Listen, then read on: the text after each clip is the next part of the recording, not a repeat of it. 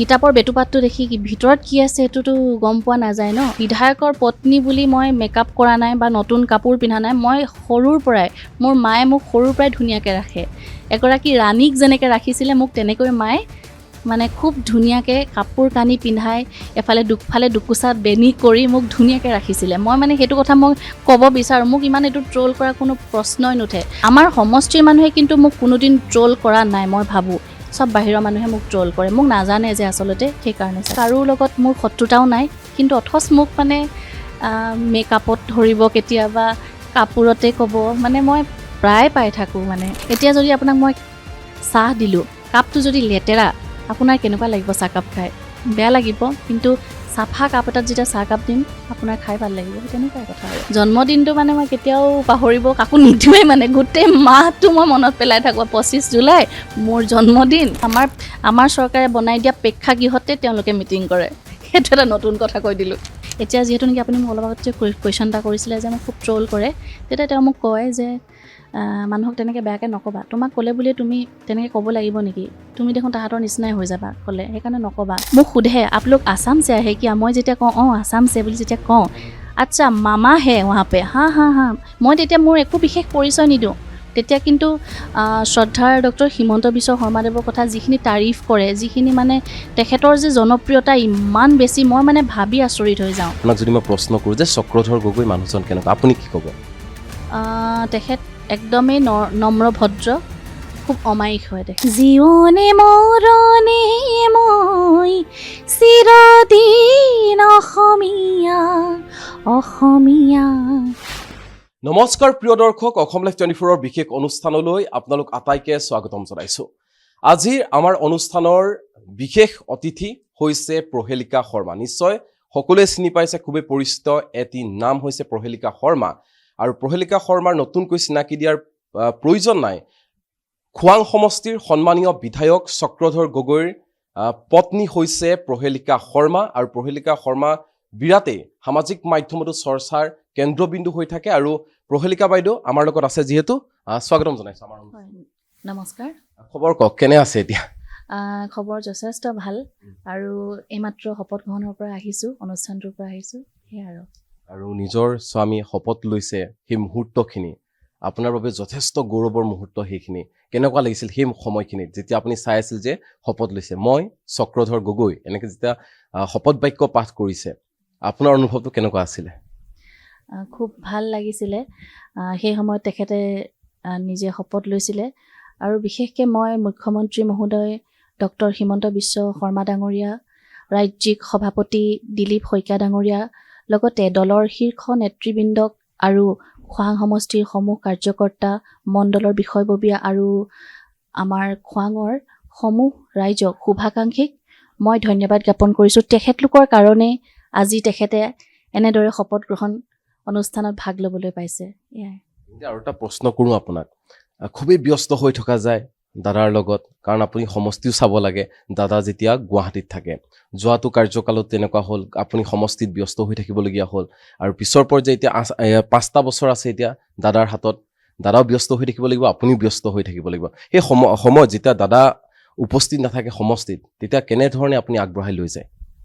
হয়, মই 2019 চনত বিয়া হৈছোঁ। আৰু তাৰ পিছৰ পৰাই সমষ্টিটো প্ৰথমে এখেতে মোক দেখুৱাই দিলে কোন কোন পঞ্চায়তত কোনখিনি জেগাত যাব লাগিব। আৰু আপুনি যিহেতু নেকি সুধিছে, মই ব্যস্ত হৈ থাকোঁ। ব্যস্ত অৱশ্যে মই মেল মিটিঙত নাথাকোঁ। মই ব্যস্ত কাৰোবাৰ গা বেয়া হৈছে, কোনোবা ঢুকাইছে সমষ্টিত, কাৰোবাৰ বিয়া সবাহ ইত্যাদি, এইবিলাকতে মই ব্যস্ত হৈ থাকোঁ। যিহেতু মই মেল মিটিঙৰ ইমান বিশেষ মই মানে কোনো বিষয় বাবদ নাই, যিহেতু নেকি। এটা কথা কওঁ, খোৱাং সমষ্টিৰ মহিলাসকলৰ মাজত আপুনি যথেষ্ট জনপ্ৰিয়। হয়, তেখেতলোকক মই বহুত ভাল পাওঁ, সেইকাৰণে তেওঁলোকে মোক ভাল পায়, সেইবাবেই চাগে জনপ্ৰিয়। আৰু এইবাৰ যিহেতু আপুনি নিৰ্বাচনত প্ৰত্যক্ষভাৱে জড়িত হৈ পৰিলে, আমিও দেখিছোঁ সংবাদ মাধ্যমত বিভিন্ন ধৰণৰ বাতৰি প্ৰচাৰ হৈছে। আপুনি দাদাৰ হকে মাত মাতি, দাদাৰ পক্ষত থিয় দি দাদাৰ নিৰ্বাচনী প্ৰচাৰ আগবঢ়াই লৈ গৈছিল। এই নিৰ্বাচনী সময়ছোৱাত আপুনি কেনেধৰণে আচলতে ৰাইজৰ মাজলৈ লৈ গৈছিল দাদাক, যেতিয়া দাদাও এফালে ব্যস্ত হৈ থাকিবলগীয়া হয়, বহুকেইখন নিৰ্বাচনী প্ৰচাৰ অভিযান থাকে, তাৰ মাজতে আপুনি বিশেষকৈ আপুনি গাঁৱে গাঁৱে ঘূৰি ফুৰিছিল। সেই সময়খিনিৰ কথা মই জানিব বিচাৰিম, দৰ্শকেও জানিব বিচাৰিব, কাৰণ এটা কথা থাকে যে প্ৰতিগৰাকী পুৰুষৰ সফলতাৰ আঁৰত এগৰাকী নাৰী, সেইবাবে প্ৰশ্নটো সুধিছোঁ। কাৰণ বৃহৎ ভোটৰ ব্যৱধানত জয়লাভ কৰিছে দাদাই, আৰু প্ৰতিদ্বন্দ্বী আছিলে লুৰিণজ্যোতি গগৈ, সেইকাৰণে প্ৰশ্নটো কৰিছোঁ। হয়, মই নিজেই কোনো এটা পঞ্চায়তত তেনেকৈ নাযাওঁ। দাদাই মোক কয়, ৰুটিন এখন বনাই দিছিলে কোনটো পঞ্চায়তত যাম। মই প্ৰতিটো এদিনত মানে এটা পঞ্চায়তত যাওঁ, মানে প্ৰতিটো বুথলৈ যাওঁ। তাৰপাছত মানে আমাৰ পঞ্চায়তত সোমাওঁগৈ, পঞ্চায়তৰ প্ৰতিনিধিসকলক লগ ধৰোঁ। তেখেতলোকৰ লগত গৈ ঘৰে ঘৰে মই নিৰ্বাচনী প্ৰচাৰ চলাইছিলোঁ। আৰু লুৰিণজ্যোতি গগৈদেৱৰ কথা ক'লে, তেখেত জনা শুনা ব্যক্তি, নেতা। অসমীয়াত এষাৰ কথা আছে নহয়, স্থান এৰিলে মান যায় বুলি।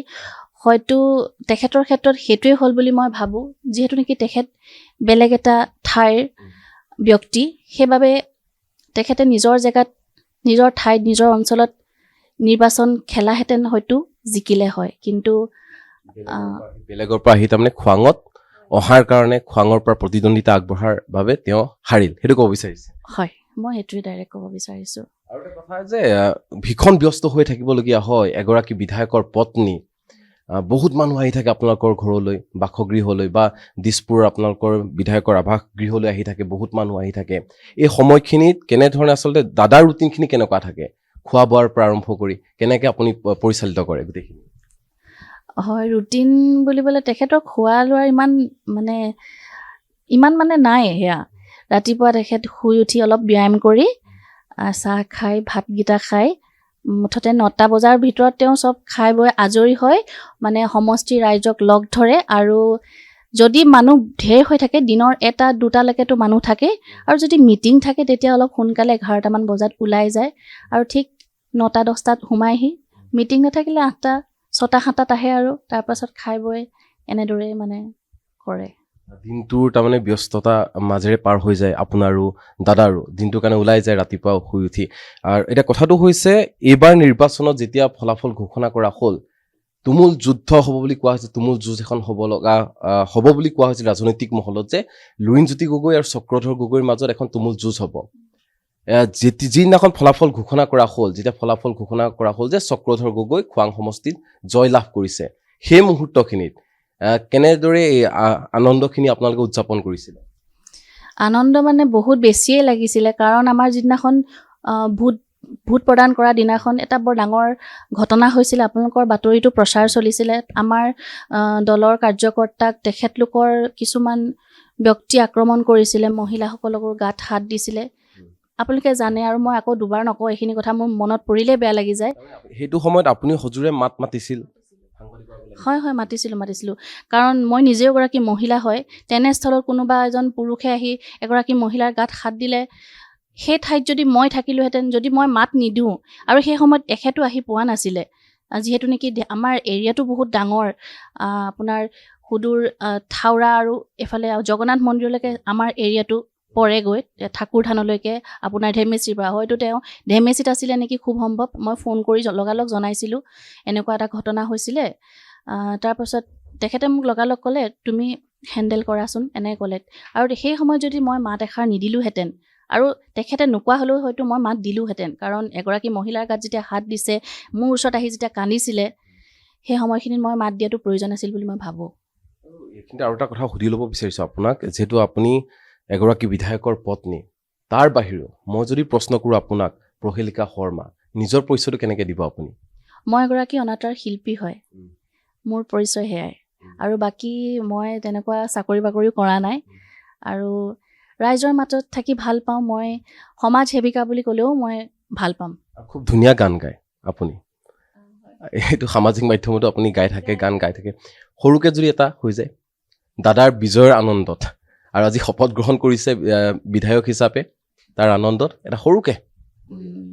জীৱনে মৰণে মই চিৰদিন অসমীয়া, জীৱনে মৰণে মই চিৰদিন অসমীয়া, অসমীয়া দেহে প্ৰাণে মই জীয়াই থাকোঁতে মই চিৰদিন অসমীয়া, মৰিলেও বুৰি ল'ম অসমৰ অমিয়া মৰণ, মৰিলেও বুৰি ল'ম অসমৰ অমিয়া মৰণ, জীৱনে মৰণে মই চিৰদিন অসমীয়া, অসমীয়া দেহে প্ৰাণে মই। বিৰাট সুন্দৰ কণ্ঠ, বিৰাটেই ভাল লাগিছে। আচলতে যিগৰাকী প্ৰহেলিকা শৰ্মাক সামাজিক মাধ্যমত দেখিবলৈ পোৱা যায়, কিন্তু বাস্তৱত কিন্তু সম্পূৰ্ণ পৃথক। সাংঘাতিকভাৱে ভাল লাগিছে আপোনাৰ কণ্ঠটো, খুব ধুনীয়াকৈ গানটো পৰিৱেশন কৰিছে, গাইছে, বিৰাট ভাল লাগিছে। জুবিন গাৰ্গৰ প্ৰসংগলৈ আহিছোঁ। জুবিন গাৰ্গক আপুনিও বিৰাটেই ভাল পায়। জুবিন গাৰ্গক যিহেতু আমি হেৰুৱালোঁ, 8টা মাহ সম্পূৰ্ণ হ'ল জুবিনদাৰ। এতিয়া জুবিন দাক কেনেধৰণে যুৱ প্ৰজন্ম, আমাৰ প্ৰজন্মতে কেনেধৰণে জীয়াই ৰখাটো আপুনি বিচাৰে? হয়, তেখেতকতো কোনেও পাহৰি যোৱা নাই। প্ৰতিজন ব্যক্তিৰ অন্তৰত তেওঁ সোমাই আছে। আৰু মই যেতিয়া আমাৰ এই বিহুত যেতিয়া অনুষ্ঠানবিলাকলৈ মাতে, মই প্ৰথম তেখেতৰ নামটোৱে লওঁ, কাৰণ এবাৰ আমাৰ বিহুটো সম্পূৰ্ণ একেবাৰে উকা হৈ গ'ল জুবিনদাৰ অবিহনে। তেখেতক আমিতো সদায় জীয়াই ৰাখিবই লাগিব, গৰিমাবক সদায় আমি আমাৰ মাজত ৰাখিবই লাগিব, মৰমৰ বৌ হয় আমাৰ। আৰু এতিয়া তেখেতৰ জুবিন ক্ষেত্ৰত কালি আমাৰ চৰকাৰে যি সিদ্ধান্ত লৈছে খুব শলাগনীয়। ধন্যবাদ জনাইছোঁ মুখ্যমন্ত্ৰী মহোদয়ক। 3 কোটি টকাৰ কিবা এটা প্ৰকল্প লৈছে, তাৰ বাবেও মই ধন্যবাদ জ্ঞাপন কৰিছোঁ। সেয়াকে ক'লোঁ। আৰু এইখিনিতে আৰু এটা কথা সুধিব বিচাৰিছোঁ আপোনাক, যিহেতু আপুনি ভীষণ ব্যস্ত হৈ থাকিবলগীয়া হয় সমষ্টিত, আৰু সমষ্টিৰ ৰাইজে আচলতে 5টা বছৰ দিছে এতিয়া চক্ৰধৰ গগৈ ডাঙৰীয়াক। আপুনি কি ভাবে এগৰাকী মহিলা হিচাপে, সমষ্টিৰ মহিলা হিচাপে সুধিছোঁ আপোনাক, চক্ৰধৰ গগৈ পত্নী হিচাপে সোধা নাই, এগৰাকী মহিলা হিচাপে আপুনি কি আশা কৰে? সমষ্টিৰ বাবে কি কাম কৰাটো বিচাৰে আপুনি? হয়, বিগত আপোনাৰ 2019 চনত মই বিয়া হৈছোঁতো, তাৰ পাছত যিহেতু নেকি কা আন্দোলন হ'ল, কা আন্দোলন নামত কেইবাটাও মাহ এনেই গ'ল। তাৰ পাছত আহিলে কৰোণা, তেনেকৈ আমাৰ কাম বহুত ৰৈ গ'ল। আৰু 2021 চনতে যিহেতু নেকি কা আন্দোলন, কৰোণা এইবিলাক আহিলে। আৰু মই ভাবোঁ, মই সমষ্টিৰ এগৰাকী নাৰী হিচাপে মই ভাবোঁ, যিকেইটা কাম হোৱা নাই, বাট পথটো একেটা বছৰত সকলো সম্ভৱ নহয়, 5 বছৰতে সকলো সম্ভৱ হৈ নুঠে। কাৰণ এইবিলাক প্ৰতিটো কামৰ এটা ভাগ থাকেতো, মানে ডাইৰেক্টটো একো কাম হৈ নাযায়। সেইবাবে মই ভাবোঁ যিকেইটা কাম হোৱা নাই, বিধায়ক মহোদয়ে আমাৰ খোৱাং সমষ্টিৰ উন্নয়ন কৰক, বাট পথবোৰ বনাওক, আৰু য'ত য'ত ঘৰ পোৱা নাই তেওঁলোকেও পাওক। আৰু আমাৰ পঞ্চায়তৰ প্ৰতিনিধি মণ্ডলৰ বিষয়ববীয়া সকলোৱে লাগি আছে, মই নিজ চকুৰে দেখিছোঁ, মানে সেয়াই ক'লোঁ। আৰু যিখিনি কাম হোৱা নাই তেখেতে কৰক ভালদৰে, আৰু ৰাইজৰ আশীৰ্বাদটো লাগিবই, সেয়াই ক'লোঁ। এই 5টা বছৰত যিখিনি কাম হোৱাগৈ নাই, সেইখিনি কাম সম্পূৰ্ণ হোৱাটো অতিকে দৰকাৰ। মই ভাবোঁ 80% আমাৰ কাম কিন্তু হৈ গৈছে। আৰু যিহেতু নেকি 3টা পঞ্চায়ত আমাৰ এতিয়া ইয়াত যোগ হ'ল, যিহেতু নেকি আগতে মৰাণ সমষ্টি আছিলে, এইবাৰ খোৱাং সমষ্টি হ'ল, তাৰ বাবে 3টা পঞ্চায়তৰো কাম আছে। পটককৈ এটা পঞ্চায়তত গৈ সোমাই দিবওতো নোৱাৰে, বুজিব লাগিব, মানুহখিনিক জানিব লাগিব। তথাপিও এইবাৰ অন্ততঃ বুজি পালোঁ মানুহখিনিয়ে কিমান মানে ভাল পোৱাৰ কাৰণে তেখেতক ভোট দি জয়যুক্ত কৰিলে। ইমান এটা মৰম ভাল পোৱা থাকিব লাগিব এগৰাকী জনপ্ৰতিনিধিৰ প্ৰতি। এইখিনিতে কথা এটা কওঁ আপোনাক, যেতিয়া নিৰ্বাচনত জয়লাভ কৰিছিলে চক্ৰধৰ গগৈ ডাঙৰীয়াই, এটা ডাইলগো দিছিলে যে মই যিটো ৰাস্তা বনাই দিছোঁ, খুব পকী পথ, সেই পকী পথত ফৰ্চুনাৰ লৈ আহিলে, গাড়ী লৈ আহিলে, আৰু ওলোটাই মোকে গালি পাৰি থৈ গ'ল। তাৰমানে লুৰিণজ্যোতি গগৈৰ কথা কৈছিলে। এই ক্ষেত্ৰত কি ক'ব বিচাৰিব? এইটো নোহোৱাওতো নহয় ন, আমাৰ চৰকাৰে বনোৱা ৰাস্তা। তেখেতক সেইটো ট্ৰলো কৰিছিলে, মই দেখিছিলোঁ, এইটো তুমি বনাই দিয়া ৰাস্তা নহয়, এনেহেন তেনেহেন। কিন্তু আমি যিহেতু নেকি এখন চৰকাৰৰ মানুহ, যেতিয়া তেখেত সমষ্টিৰ বিধায়ক, যেতিয়া নিজৰ বুলি ভাবিয়ে কথাটো কৈছিলে, কিন্তু ৰাইজে লওঁতে অলপ ভুলকৈ ল'লে, কিন্তু মিছাও নহয়। এইখন চৰকাৰে বনাই দিয়া আমাৰ ৰাস্তা পদূলি, তেখেতলোকে আহি সেই পথৰে গৈ পেলানি গালি ৰাস্তাটো ৰাস্তা। আৰু ইয়াতো মই এটা লগাই দিওঁ, আমাৰ চৰকাৰে বনাই দিয়া প্ৰেক্ষাগৃহতে তেওঁলোকে মিটিং কৰে। সেইটো এটা নতুন কথা কৈ দিলোঁ। এটা ডাঙৰ কথা উল্লেখ কৰিছে যে যিটো প্ৰেক্ষাগৃহ চক্ৰধৰ কিন্তু মই বনাইছো বুলি কোৱা নাই, আমাৰ চৰকাৰে বনাইছে, আমাৰ ভাৰতীয় জনতা পাৰ্টি চৰকাৰ, তাৰমানে বিজেপি চৰকাৰ বিজেপি চৰকাৰে যিটো প্ৰেক্ষাগৃহ বনাইছিলে খোৱাং সমষ্টিত, সেই সমষ্টিত যেতিয়া নিৰ্বাচনী প্ৰচাৰ চলাবলৈ গৈছিল অজাপৰ সভাপতি লুৰিণজ্যোতি গগৈ ডাঙৰীয়া খোৱাং সমষ্টিৰ প্ৰাৰ্থী হিচাপে, আৰু সেই চৰকাৰে বনাই দিয়া সেই প্ৰেক্ষাগৃহতে গৈ পেলাই যিগৰাকী সেই সময়ৰ বিধায়ক আৰু বৰ্তমানৰ বিধায়ক চক্ৰধৰ গগৈ ডাঙৰীয়া তেওঁক গালি দি থৈ আহিছে বা তেওঁৰ কথা বেয়াকৈ কৈ আহিছে। এটা খুব গুৰুত্বপূৰ্ণ কথা এটা উল্লেখ কৰিছে আপুনি।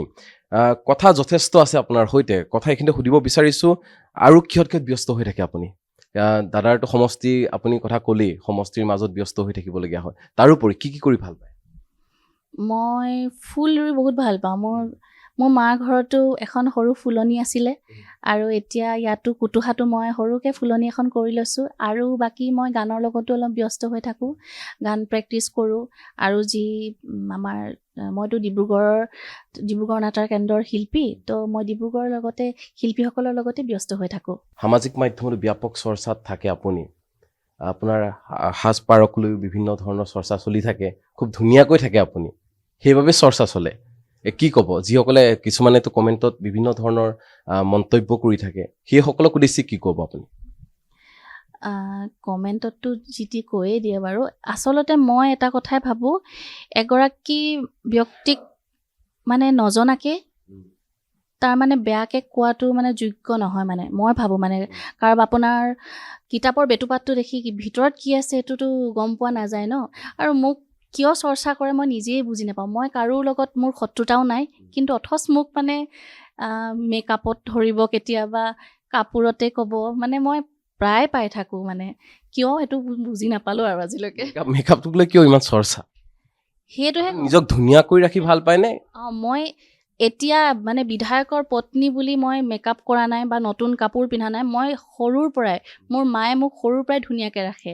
এগৰাকী ৰাণীক যেনেকৈ ৰাখিছিলে, মোক তেনেকৈ মায়ে মানে খুব ধুনীয়াকৈ কাপোৰ কানি পিন্ধাই, এফালে দুফালে দুকোচা বেনি কৰি মোক ধুনীয়াকৈ ৰাখিছিলে। মই মানে সেইটো কথা মই ক'ব বিচাৰোঁ। মোক ইমান এইটো ট্ৰল কৰা কোনো প্ৰশ্নই নুঠে, আৰু যিখিনিয়ে জানে তেওঁলোকে কিন্তু নকৰে।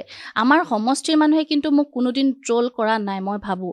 চব বাহিৰৰ মানুহে মোক ট্ৰল কৰে, মোক নাজানে যে আচলতে, সেইকাৰণে চাগে লগো পোৱা নাই আপোনাক তেনেধৰণে। লগ পোৱা নাই চাগে সেইকাৰণে। আৰু মই ভাবোঁ এগৰাকী মহিলা, এগৰাকী ছোৱালী, এগৰাকী নাৰী সদায় ধুনীয়া হৈ থাকিব লাগে। কাৰণ যদি ঘৰত লেতেৰা পেতেৰাকৈ থাকোঁ, ঘৰখনৰ মানুহখিনি কেনেকুৱা লাগে? আমি হ'লেও এতিয়া যদি আপোনাক মই চাহ দিলোঁ, কাপটো যদি লেতেৰা, আপোনাৰ কেনেকুৱা লাগিব? চাহকাপ খাই বেয়া লাগিব, কিন্তু চাফা কাপ এটাত যেতিয়া চাহকাপ দিম, আপোনাৰ খাই ভাল লাগিব। সেই তেনেকুৱাই কথা আৰু। খুব মৰম লগাকৈ আচলতে খুব ধুনীয়া কথা এটা ক'লে, যিসকলে সমালোচনা কৰে তেওঁলোকক খুব ধুনীয়াকৈ আচলতে উত্তৰটো দিছে। কেইটামান নাম ল'ম, মই কেইগৰাকীমান ব্যক্তিৰ নাম ল'ম। বিধায়কৰ পত্নী হিচাপে সোধা নাই আপোনাক, প্ৰহেলিকা শৰ্মা হিচাপে সুধিছোঁ, অনাতাঁৰ শিল্পী হিচাপে সুধিছোঁ, আৰু অসমৰ এগৰাকী নাগৰিক হিচাপে আপোনাক সুধিছোঁ। আপোনাৰ দৃষ্টিভংগীত সেই কেইগৰাকী ব্যক্তি আপোনাৰ দৃষ্টিভংগীত কেনেকুৱা? প্ৰথমে নাম ল'ব বিচাৰিছোঁ হিমন্ত বিশ্ব শৰ্মা, কি ক'ব? তেখেতৰ কথা মই আৰু বেলেগকেনো কি ক'ম। তেখেত ইমান কৰ্মদ্যশী, জনপ্ৰিয়, অকল আমাৰ অসমতেই নহয়, তেখেত ভাৰতবৰ্ষৰ যিকোনো ঠাইত যেতিয়াই নাযাওঁ কিয়, যেতিয়াই মই কেতিয়াবা উবেৰত যাওঁ যে, তেতিয়া মানে মোক সোধে আপলোক আসাম সে আহে কিয়া? মই যেতিয়া কওঁ অঁ আসাম সে বুলি যেতিয়া কওঁ, আচ্ছা মামা হে ৱাহা পে, হা হা হা, মই তেতিয়া মোৰ একো বিশেষ পৰিচয় নিদিওঁ। তেতিয়া কিন্তু শ্ৰদ্ধাৰ ডক্টৰ হিমন্ত বিশ্ব শৰ্মাদেৱৰ কথা যিখিনি তাৰিফ কৰে, যিখিনি মানে তেখেতৰ যে জনপ্ৰিয়তা ইমান বেছি, মই মানে ভাবি আচৰিত হৈ যাওঁ।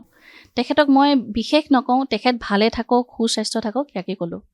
সৰ্বানন্দ সোণোৱাল, দাদাকো খুব ভাল পায় সৰ্বানন্দ সোণোৱাল? হয় হয় হয়, তেখেত ডিব্ৰুগড়ৰে বাসিন্দা, আৰু মোৰ দাদাৰ নিচিনা। খুব ভাল লাগে, তেখেতে মোক খুব অনুপ্ৰেৰণা যোগায় গানৰ ক্ষেত্ৰত। কিন্তু মোক সদায় কয়, ভণ্টি তুমি গান নেৰিবা, গান গাবা। মই মানে কেতিয়াবা গান চান এৰি দিওঁ যে, তেতিয়া কিন্তু তেওঁ মোক এষাৰ কথা কয়। তেখেত খুব জনপ্ৰিয়, আমাৰ প্ৰাক্তন মুখ্যমন্ত্ৰী। মই তেখেতক খুব শ্ৰদ্ধা কৰোঁ, ভাল লাগে, আৰু তেখেতৰ আগন্তুক দিনবোৰ মই সদায় ভাল হওক, ইয়াকে কামনা কৰিছোঁ। প্ৰদেশ কংগ্ৰেছৰ সভাপতি গৌৰৱ গগৈ সন্দৰ্ভত আপোনাৰ দৃষ্টিভংগী কি? এটা শব্দ যদি কয় আপুনি গৌৰৱ গগৈ সন্দৰ্ভত কি ক'ব বিচাৰিব? এটা শব্দ। মই একোৱে ক'ব নিবিচাৰোঁ। তেখেত খুব মানে জনা বুজা নেতা, আৰু তেখেতৰ বিষয়ে মই ইমান নকওঁ আৰু মই ইমান তেখেতৰ বিষয়ে নাজানো। এগৰাকী বিশেষ ব্যক্তি চিনি পায়, সকলোৱে চিনি পায় তেওঁক। নাম হৈছে অখিল গগৈ। অখিল গগৈ সন্দৰ্ভত কি ক'ব আপুনি? তেখেতো যথেষ্ট ভাল মানুহ। খালি বিৰোধী যিহেতু নেকি তেওঁ অকণমান উৎপাতো কৰে মাজে সময়ে। আৰু এনে বাকী মানুহজন খুব ভাল। মই তেখেতৰ যিহেতু নেকি তেখেতৰে এখন কি কাজিৰঙা অৰ্কিড পাৰ্কখন প্ৰথমতে গম পোৱা নাছিলোঁ এখন তেখেতৰ হয় বুলি, কিন্তু পাছত তাত এদিন দেখা পালোঁ তেওঁ ভাত খাই আছে। মই ভাবিছোঁ তেওঁ ইয়ালৈ আহিছে নে কি, তাৰপৰা গম পালোঁ যে এখন তেখেতৰে হয়। তাৰপৰা তেখেতে মোক মাতবোল কৰিলে, যদিও চিনি নাপায় আৰু তেতিয়া, তথাপিও তেখেতৰ লগত বাকী কথা পাতি মোৰ ভাল লাগিলে। মানুহজন ভাল। বাকী অৰাজনৈতিকভাৱে সুধিছোঁ কথাবোৰ আপোনাক সেইকাৰণে। লুৰিণজ্যোতি গগৈ, এটা বিভিন্ন সময়ত এটা মানুহৰ মনত প্ৰশ্নও থাকে যে যিসকল প্ৰতিদ্বন্দ্বী থাকে তেওঁলোক ৰাজনৈতিকভাৱেহে শত্ৰু থাকে, কিন্তু অৰাজনৈতিকভাৱে ব্যক্তিগত জীৱনত ইজনৰ আনজনৰ লগত খুব ভাল এটা সম্পৰ্ক। লুৰিণজ্যোতি গগৈৰ কথা সুধিব বিচাৰিছোঁ। তেখেতকতো মই এনেকৈ ব্যক্তিগতভাৱে মই লগ পোৱা নাই, আৰু কিছুমান অনুষ্ঠানত তেওঁ যায় যদিও মই হয়তো সোমাওঁ, তেওঁ ওলাই আহে, নহ'লে মই ওলাই আহিলে তেওঁ সোমাইগৈ, তেনেকুৱাই। আৰু তেখেত মই যিহেতু নেকি ডিব্ৰুগড় বিশ্ববিদ্যালয়ৰ এগৰাকী ছাত্ৰী আছিলোঁ, তেতিয়াৰ পৰাই মই তেখেতক এনেই লগ পাইছোঁ। সেই তেতিয়া মই পাৰফৰ্মিং আৰ্টছৰ ষ্টুডেণ্ট আছিলোঁ যে, তেতিয়া সেই গানৰ প্ৰগ্ৰেমত তেখেতক লগ পাওঁ। বাকী আৰু তেখেতৰ বিষয়ে মোৰ ক'বলগীয়া একো নাই। আৰু শেষত এটা নাম ল'ব বিচাৰিছোঁ, চক্ৰধৰ গগৈ, কি ক'ব? তেখেতকনো আৰু কি ক'ম, ৰাইজৰ কাম কৰি আছে দিন ৰাত একাকাৰ কৰি। কেতিয়াবা বেয়াও লাগে, মানে ৰাতিপুৱাৰ পৰা গধূলিলৈকে মানুহ নুগুচে, খোৱা বোৱাৰ লগত মানে অলপ খেলি মেলি হৈ যায়। কেতিয়াবা মই কওঁ আৰু ভালকৈ খোৱা বোৱা কৰক, তেতিয়াহে ৰাইজৰ কাম কৰিব পাৰিব, সেৱা কৰিব পাৰিব। আৰু তেওঁ ভালে থাকক, সুস্বাস্থ্য থাকক, ইয়াকে ক'লোঁ। প্ৰশ্ন আৰু এটা আছে। ব্যক্তিগতভাৱে আপুনি আটাইতকৈ বেছি ভালদৰে জানে চক্ৰধৰ গগৈ ডাঙৰীয়াক, ব্যক্তিগতভাৱে আপুনি জানে, তেওঁ পত্নী যিহেতু আপুনি। চক্ৰধৰ গগৈ মানুহজন কেনেকুৱা? আপোনাক যদি মই প্ৰশ্ন কৰোঁ যে চক্ৰধৰ গগৈ মানুহজন কেনেকুৱা, আপুনি কি ক'ব? তেখেত একদমেই নম্ৰ ভদ্ৰ, খুব অমায়িক হয় তেখেত। মানে কাৰো লগত কাজিয়া, বেয়া পোৱা ভাৱ, মানে কেতিয়াবা মোৰ খং উঠে কিছুমান কথাত, মানে মই বেলেগ ভাবি কথাটো কোৱা নাই, কিছুমান কথাত মোৰ খং উঠি যায়, মই মানে কৈ দিব বিচাৰোঁ, মোৰ এইটো মানে খং উঠিছে, কিন্তু তেওঁ মানে মোক সদায় এইটো কণ্ট্ৰল কৰে, মানুহক বেয়াকৈ নক'বা, কেতিয়াও নক'বা। এতিয়া যিহেতু নেকি আপুনি মোক অলপ আগত যে কুৱেশ্যন এটা কৰিছিলে যে মোক খুব ট্ৰল কৰে, তেতিয়া তেওঁ মোক কয় যে মানুহক তেনেকৈ বেয়াকৈ নক'বা, তোমাক ক'লে বুলিয়ে তুমি তেনেকৈ ক'ব লাগিব নেকি, তুমি দেখোন তাহাঁতৰ নিচিনাই হৈ যাবা ক'লে, সেইকাৰণে নক'বা। তেওঁ খুব নম্ৰ ভদ্ৰ, অমায়িক হয়। সহজভাৱে তাৰমানে চক্ৰধৰ গগৈ ডাঙৰীয়াই সকলোবোৰ লৈ লয়, খুব সহজভাৱে। মানে তেওঁ মানে পৰিৱেশটো চাই মানুহ মানে কেনেকৈ কণ্ট্ৰল কৰিব লাগে জানে। আৰু আপুনি যিহেতু সমষ্টিত ব্যস্ত হৈ থাকেই, এনেকুৱা কেতিয়াবা চিটুৱেশ্যন হৈছে নেকি বা পৰিস্থিতি আহি পৰিছে নেকি যে আপুনি সহায় কৰিব বিচাৰিও তেনেকুৱা সহায় কৰিব পৰাগৈ নাই, এনেকুৱা কিবা কেতিয়াবা পৰিস্থিতি হৈছে নেকি? কাৰণ সহায় বিচাৰিটো বহুত মানুহে, আপুনি নিজে কৈছে অসংখ্য মানুহ আহে, কাৰোবাৰ বেমাৰ, কাৰোবাৰ আমুক, বিভিন্ন ধৰণৰ সমস্যা লৈ এগৰাকী জনপ্ৰতিনিধিৰ ওচৰলৈ আহে, এটাই কথা যে জনপ্ৰতিনিধিগৰাকীয়ে সহায় এটা কৰিব, কেতিয়াবা এনেকুৱা এটা পৰিস্থিতি আহি পৰে নেকি? হয়, কিন্তু সহায় সকলোকে কৰিব পাৰি। আৰু মই এতিয়া যিহেতু নেকি ঘূৰি ঘূৰি মানে মই এই বেমাৰ হোৱা মানুহবিলাকৰ ওচৰলৈ বেছিভাগ গ'লোঁ। মোৰ এটাই খুব দুখ লাগিছিলে, আমাৰ তাৰে বৰপথাৰ অঞ্চলৰে এজন ব্যক্তি, তেখেতৰ মানে পেৰালাইচিছ হৈছিল 12 বছৰ নে 18 বছৰ তেখেত মানে হাত ভৰিকেইটা উঠাই এখন বিচনাত তেওঁ মানে পৰি আছে বহুত বছৰ। মোৰ সেই বস্তুটো মই আজিলৈকে মানে মই সেইটো সহজভাৱে ল'ব পৰা নাই। আৰু তেখেতক সহায় কৰিছে, বিধায়ক মহোদয়ে সহায় কৰিছে, স্থানীয় পঞ্চায়ত প্ৰতিনিধিৰ যোগেদি তেখেতৰ কাগজ পত্ৰ আমাৰ হাতত দিয়া হৈছে। যিখিনি কৰিব লগা আছে বিধায়ক মহোদয়ে সহায় কৰিছে। আৰু বাকী যেতিয়া মই পঞ্চায়তবিলাকলৈ যাওঁ, বুথ ৱাৰ্ডবিলাকলৈ যাওঁ, যাৰ যাৰ ঘৰত যিখিনি পোৱা নাই মই কওঁ কাগজ পত্ৰ আপোনালোকে দিব, বিধায়ক মহোদয়ৰ কাৰ্যালয়ত আমি সহায় কৰি দিম। আৰু বেমাৰী মানুহখিনিৰ কাৰণে, যিখিনি ৰোগীয়া মানুহ, তেখেতলোককতো আমাৰ মুখ্যমন্ত্ৰী সাহাৰ্য পুঁজিৰ পৰা এটা পুঁজি প্ৰদান কৰে তেওঁলোককো সেইখিনি চেক প্ৰদান কৰা হয় চেকৰ কাৰণে যিখিনি ডকুমেণ্টছ লাগে মই সেইখিনি মই নিজে কালেক্ট কৰি লওঁ মই কিন্তু তেওঁলোকৰ এটা নাম্বাৰ লৈ লওঁ যে তেওঁলোকৰ কিন্তু মই পঞ্চায়তৰ প্ৰতিনিধিৰ নাম্বাৰ নলওঁ সেই অঞ্চলটোৰ কোনোবা এজন ব্যক্তিৰ নাম্বাৰ লওঁ তাৰপাছত মই সুধোঁ আপোনালোকে কাগজ পত্ৰখিনি ৰেডি কৰিছেনে আপুনি হয়তো মই মিছাকৈ যদি কওঁ আমাৰ সমষ্টিক সুধিব পাৰে তেওঁলোকে তাৰ পিছদিনাখনেই আহি মোক কাগজ একদম একজাপ লৈ আহে বাইদেউ এইখিনি কাগজ লৈ আহিছোঁ আৰু তাৰপিছত কিন্তু মোক ধন্যবাদো দিছে তেওঁলোকে ভাল লগা কথা তাৰমানে আপোনাক এনেধৰণে যে পাইছে যদিও বা দাদাক কেতিয়াবা কাষৰ পৰা পোৱা নাই সমষ্টিবাসী আপোনাক কাষত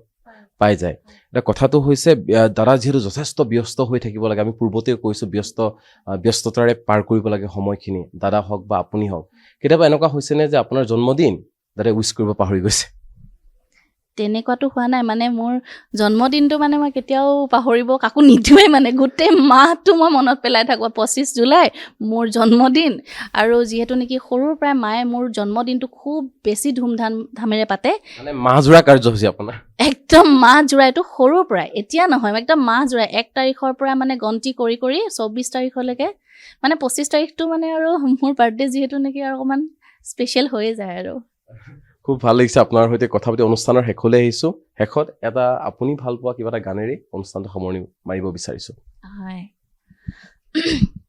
মই ডক্টৰ ভূপেন হাজৰিকাদেৱৰ এটা মোৰ প্ৰিয় গীত এই ধুনীয়া গধূলি লগন এই ধুনীয়া গধূলি লগন সংযমহীন আচৰণ সমাজৰ আৰতে নিয়ম ভাঙি কিয় দুয়োতে মগন এই ধুনীয়া গধূলি লগন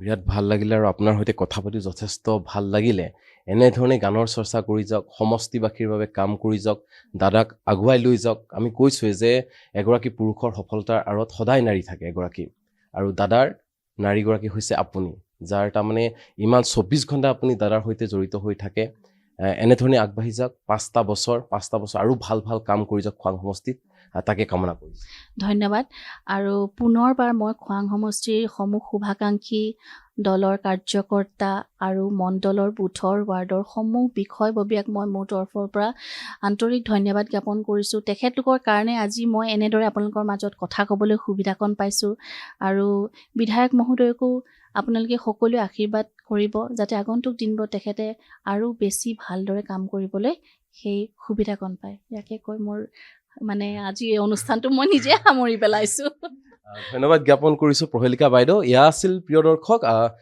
খোৱাং সমষ্টিৰ সন্মানীয় বিধায়ক চক্ৰধৰ গগৈ ডাঙৰীয়াৰ পত্নী প্ৰহেলিকা শৰ্মা বাইদেউ আৰু প্ৰহেলিকা শৰ্মা বাইদেউৰ সৈতে বহুখিনি কথা আমি পাতিলোঁ যথেষ্টখিনি কথা ক'লে কি ধৰণে সমষ্টিত ব্যস্ত হৈ থাকিবলগীয়া হয় সেয়া চক্ৰধৰ গগৈ ডাঙৰীয়াই হওক বা প্ৰহেলিকা শৰ্মা বাইদেউৱে হওক কেনেধৰণে সমষ্টিবাসীৰ সৈতে ওতঃপ্ৰোতভাৱে তেওঁলোক ব্যস্ত হৈ থাকিবলগীয়া হয় আৰু আমি কামনা কৰিছোঁ আজি যিহেতু শপত গ্ৰহণ অনুষ্ঠান হৈ গৈছে এতিয়া 5টা বছৰ এই 5টা বছৰত যাতে খোৱাং সমষ্টিক আৰু বহুদূৰ আগুৱাই লৈ যায় তাকে আমি কামনা কৰিছোঁ ধন্যবাদ